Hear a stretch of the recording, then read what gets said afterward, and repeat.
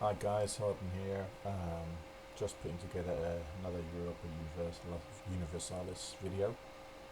This is the closest I have ever got to a world conquest. Uh, Basically had about 6 or 7 nations left. Most of the big ones have been beaten multiple times. The largest nation left was France, and I'll try and show you the timeline shortly.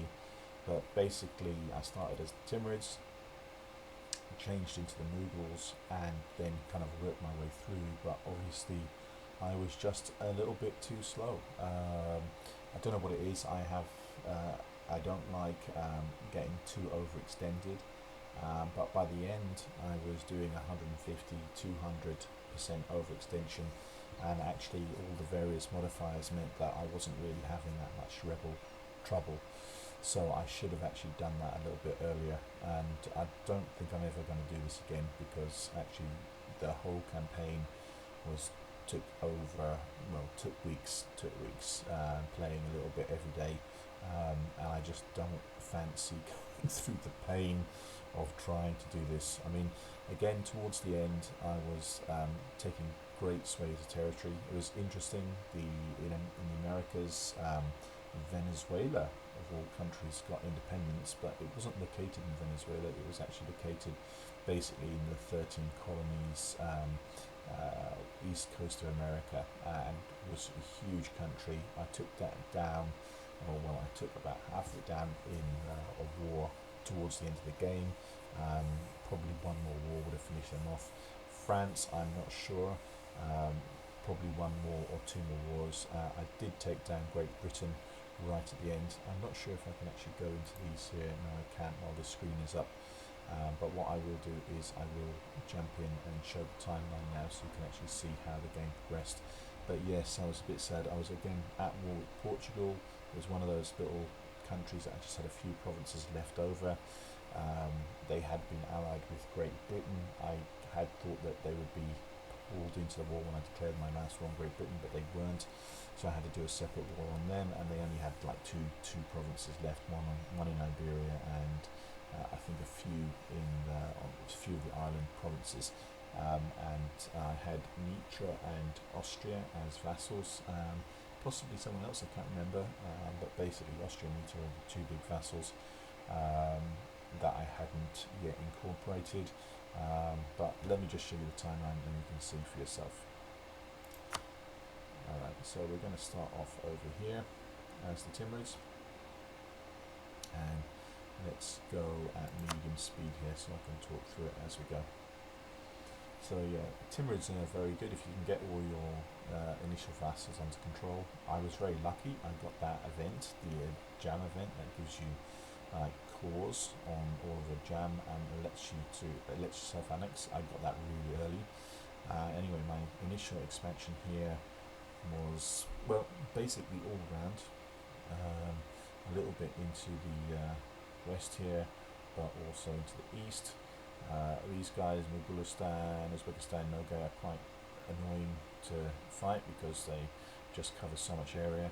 But again, you can see I'm kind of snaking here over towards China, and you can see I was also making some progress down into Arabia and against the I don't know if I'd fought the Ottomans at this stage, but basically you can see I'm still progressing there, and then further into Arabia, further into sort of the Horde territory, and then you can see I had changed to, well, I did change to the Mughals. Caliphate came much later. I don't know why it's saying Caliphate here, because it wasn't the Caliphate at the beginning. You have to go and capture Cordoba and a bunch of Ifni and a bunch of provinces over here, so the Caliphate came later, but it was the Mughals at this point.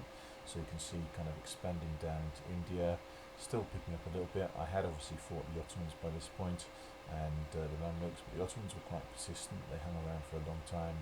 Mamluks too. Again, now here was some progress into China, into the northern China. Again, snaking to give myself the opportunity to kind of hit other targets, other countries, and again progressing in India. Most of Arabia here was now under my control, apart from Oman. again, Kazakh and Uzbek would last a long time. Again, they were just out of the way, so they kind of got ignored. Um, and yes, you can see here starting to push into China. So at this phase of the game, I kind of left the westward expansion. The one good thing was I had kind of blocked off Russia, so Russia couldn't kind of expand over here. And again, yeah, you can see again slowly multiple wars. And again, it's probably at this point where I was probably a bit too cautious. I should have been overextending myself a bit more, but I always, again, I just hate rebels. I just hate being overextended, and that's probably why it probably cost me again in the end. I think if I'd probably had another 10 years, I would have finished it and conquered everyone. So anyway, so you can see Caliphate here. I did release Deccan. I'll pause. Let's see. I'll pause that for a second, just to explain. There is I think it's a mission in the Mughal tree that if you release Deccan, it gives you 5% administrative efficiency, which again is great for helping core everything else faster. What was I going to say? Oh yeah, if you full state everything in that area before you get to Deccan, then you can annex them like in one go. You don't have to wait for it. It's literally you do the annex button and turn it next month. It all becomes your territory. So it's quite an easy annex, as opposed to the problem I had with Ming. This is part of how I actually conquered China so quickly. Was Ming had got reduced to one province minor, so I vassalized them, and then using the Reconquest CV to grab Chinese territory. But it turned into a gigantic pain in the ass. Trying to integrate Ming back into the Caliphate later was an absolute nightmare. It took, I would say, probably about 150 years, and it sucked up so many diplo points. It was unbelievable. In hindsight, I kind of wish that I had just conquered all of China directly. I think that would have actually saved time. Anyway, let me get the thing rolling again. So you can see, yes, again, so Ming at this point was my thing. I don't know if you can show the poems to screen. Oh yes, you can see there. Let's go back to this one. Oh, alright, sorry, I don't know what I did there. Let's go back to the show timeline. Oh, that was the final screen. Okay, let's get back here. Let's go a little bit faster for now. Let's get back to where we were.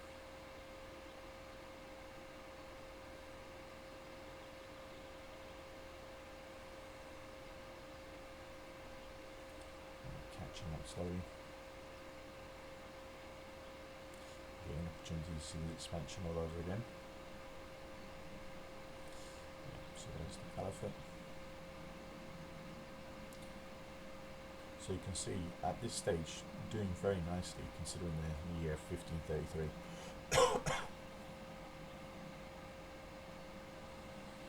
Okay, you can see there Ming disintegrated into all things. Ming's gone down in size, and it's around this point that I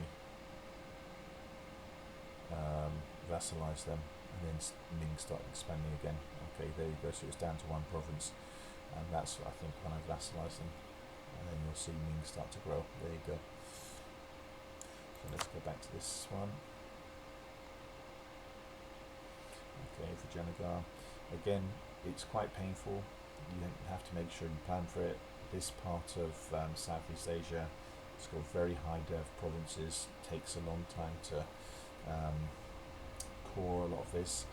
So you have to kind of don't ignore this to the end. It's better to try and get it out of the way. And now you can see, obviously, expanded Ming, and that I was also at this stage expanding down into Southeast Asia, into the kind of islands. Again, this is kind of a painful area. You can see Portugal here had kind of colonised Australia, and so I started here with little bits of the Philippines. You can see Ming still gradually taking back all the territory there. I got most of the islands of Sumatra and Java at this stage. Also, I've forgotten this island chain. Is it Sulawesi? Yeah, taking a bit of Sulawesi, Philippines. But I hadn't gone to war with any of the Europeans at this stage, so the Spanish and so on. And again, just to show you, Ethiopia was huge. Commonwealth was huge. Again, I had also started pushing into Russia at this stage. Pomeroy was one of my vassals. They were left over, they had some cores, so I took them on. You can see France was ultra powerful. We had very nice Sweden, very large, and then Italy here. Oh, and then, okay, so this was a war, I can't remember who it was, I think it was against the Ottomans, but you can see I'm kind of surrounded the Ottomans in oh god, what's this area? I was going to say well, Turkey, but there's another term for it. But basically, I had surrounded them, taking a chunk there. But again, France was taking advantage of that. And you can see here, I had finally integrated by 1718. Let's pause again just so we can have a look. You can see just little bits down here. So you had the UK, Spain, Spanish Moluccas, but I had fought Portugal by now and taken Australia. And if we come over here, you can see Spain, so there's Sweden here down in the south, and Spain had most of South America. And here is the interesting one, Venezuela. I don't know how this is formed, but they would keep expanding right up until the point that I had my final war. So you can see here, when I fought Portugal, I had taken some of their territory here. So that was kind of my, in Cuba, Florida, that was kind of my first foothold. And then I had a war with Sweden and actually took a bit of territory down here. But you can see now, in terms of Asia, taking out Japan. So really, it's just a lot of cleanup in this area here, a lot of island hopping, which is a bit painful. But you can see now it's kind of focusing on Africa, and let's keep going. So we're now 1723, so that's less than 100 years towards the end of the game. So you can see the expansion really takes off now. So Russia's finished off, Finland finished off, Scandinavia. By now, obviously, we've gone through the age of absolutism. I managed to max that out, like 110 or so, and I had a lot of admin efficiency. Obviously, a lot. I was making tons and tons of money. I'd taken trade and maxing out all the monuments. And yeah, again, just slowly expanding here. Let's just zoom out a bit more so you can see.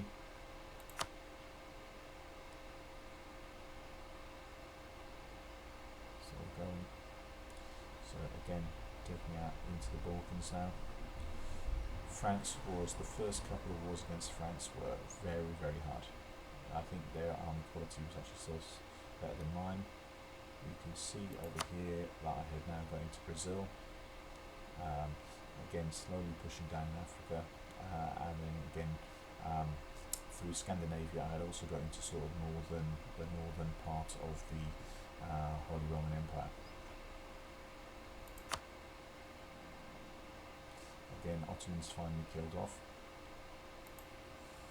Down here, again, everything by this point was, in Southeast Asia, everything was done. I did very late finish off the little nations that were left here, and also Hawaii right towards the end.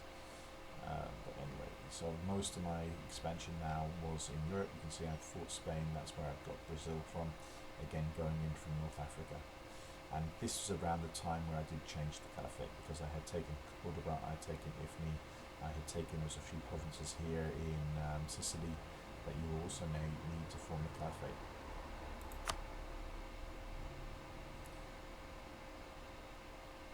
So you'll see some big chunks disappearing soon.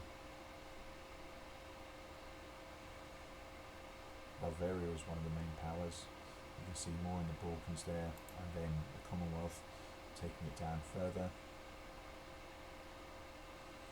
And by now I also got a large chunk of Mexico, although my colonial nations didn't really do that much to help me. And again, this was around the time where, this was around the time where I had taken Austria as an ally, vassalized Austria, released Nitra, Milan also, because just trying to take territory. Oh, and Gascony here, and I think Provence here was also one of mine. I did also Brest, by then I had already reintegrated them, and in the UK I had taken Wales and released Geldon. That was an accident. I had meant to release Scotland, but I accidentally did Geldon by mistake. I'm not quite sure how I did that, but I did. And as you can see down in Africa, kind of also slowly pushing down here. zoom that a little bit further. The last 20 years I will just do on slow. Okay, so you can see here, just taking another huge chunk in South America. That was through a war with with Spain. And again, in France, I had kind of progressed in there, started progressing to Italy, again, very high development provinces. I had pushed the British back a little bit further. You can see in Central Africa, I had just finished off here, so basically all of Africa at this point was mine. Again, I had the whole Madagascar thing, these islands here. And again, let's pause. You can see here, again, pushing down here. I think the Spanish colonies survived. Yeah, I don't think I finished those off. I finished off Spain here, and I had taken most of their islands, so I had taken Rapa Nui. But they did maintain a foothold down here, and they also had one province in the British Isles. So again, Spain and Portugal, probably courtesy of all their massive colonisation, survived. Another country that did survive was also Iceland. Again, I didn't really get a chance to get around to them. I did kill off some of the last few natives over here. There was another country here, Mexico, that I didn't finish. I was fighting them at the end when the game finished. Let's progress a little bit further.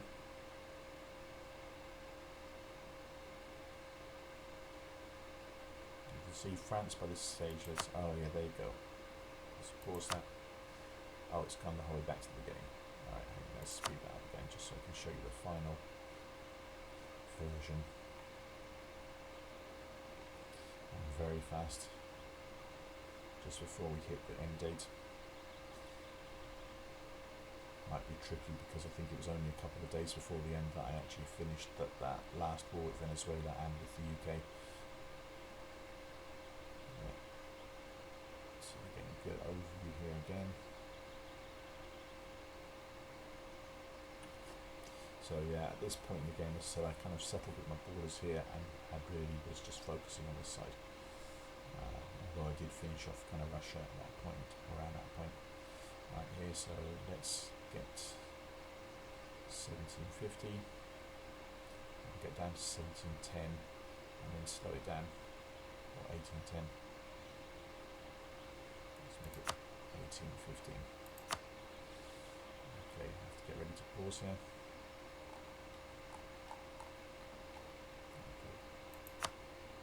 Yeah, so here you can see that last war, that one war with Venezuela.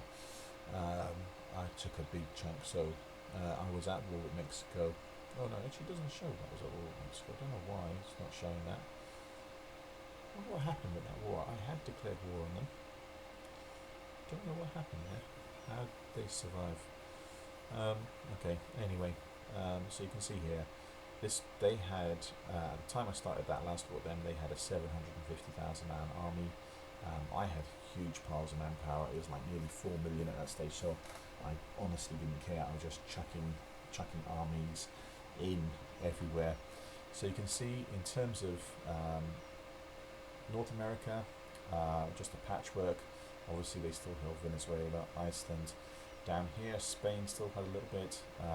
Venezuela also maintained a little bit of territory. They were still cutting my North and South American holdings off from each other. Spain was 100%. Southeast Asia, China, India, all of that was 100%. Again, over here, I had also finished off everybody, with one exception, and this was again a mistake on my part. I had been at war with them, again just about 5 years from the end of the game, as a chained war here, and somehow, I don't know how, I managed to peace out without actually taking that province, which was really annoying. And again, I could have probably finished them off. It would have been a stability hit if I broke the truce, and I didn't do it because again I was just focusing on so many other things. So and I had actually also cleared out Hawaii, so all of these were taken. So if we come back to Europe now, you can see what was left over here. Nitra and Austria are my vassals. Hadn't got around. I had built the Kiel Canal. Had built this canal. Panama, I don't think, had it finished? Oh yes, it had. So I had finished it just before the end. But yes, so you see France had taken a war. In my last war with Spain, France managed to like opportunistically slight one province. I don't know whether I would have finished this off. I'm just going to forward this slightly because I did actually take a chunk out of the UK just before the end. Let's just play. I paused. Okay, yes. So you can see I actually took out the UK right at the end. So 1821 January, end of game. Apart from that one Spanish province, so Great Britain would have been all mine. Apart from that one Spanish province, the same at Iberia. You can see I was at war with Portugal.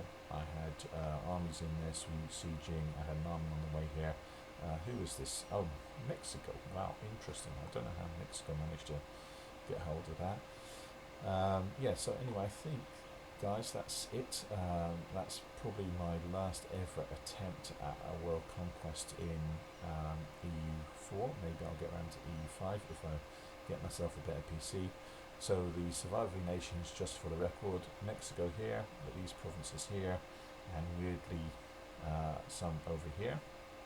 Venezuela, which is basically the 13 colonies North America, USA. I don't know how it ended up being called Venezuela, with this little patch here, little patch here, little patch here, and then patchwork here, and Greenland that I hadn't finished off. Iceland up here, Spain, and then obviously France was the main enemy at that point. And I'll just zoom out, and just to prove Nitra and Austria were my allies. You can see they will come up in the sort of allied colour. So they were my last two that I hadn't actually annexed. So let's see, there you can see in green. So everything here was in the green. So total score 38,000. A bit disappointing that I didn't finish, and yeah, should have been a bit more aggressive earlier, but it was still fun. Yeah, I probably won't ever do it again. It is that constant grind of wars, yeah, I'm not sure I'll ever put up with that. Let's see what this is. I'm not sure what that is. Oh, this is the Caliphate. Yeah, okay. So 284 of the wars ending gross victory, 0 wars ending defeat. Every year, 2,800 enemy cats fell to our fire steel. Each year saw the loss of about 830 units. Each year saw 7 new ships fell to upgrade. That was one area where, again, on the naval side, didn't take any naval ideas apart from the ones that are in quality. And when I started the wars against the UK, Spain, and France, they were just massacring my fleets. So a few I just had to keep building ships. Yeah, we wiped 198 nations on the face of the earth. Our great nation annexed 3,115 provinces, 856 provinces were unjustly stolen for us, 434 military leaders, and legends among legends was Sikandar Shah Rana, who was a 6663 general. So, anyway, that was it. I don't know if I can show you anything else. I think the game just defaults culture. Oh, religion. I wonder if I can show that quickly. If I jump back in here to Showtime and speed it up till the end.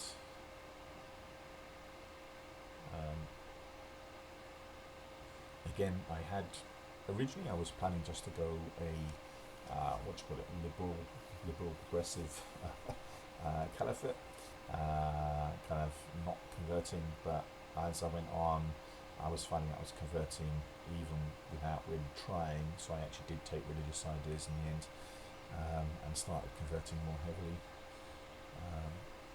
Let's just wait, keep expanding. Here we go into the 1680s. Yeah, this area kind of slowed me down. Ming definitely slowed me down heavily. I mean, I was able to take the land and give it to Ming quickly, but then just annexing Ming just ate it. In terms of technology, I finished week 32 and everything. The only one that was the exception to that was, okay, so there you go, there's the Caliphate, and let's just quickly switch into the religious tab before it jumps back to the thing. You can see completely sunny. This was all uncolonized territory. And everything else I can change that. No. Alright, that's it, guys. Hope you found the video enjoyable. Again, it's a bit of a change from my usual Eve stuff. Again, it's what I do when I'm not playing Eve Echoes. So I hope you enjoyed it. Thank you. Please like and subscribe for more content at some point. Thank you.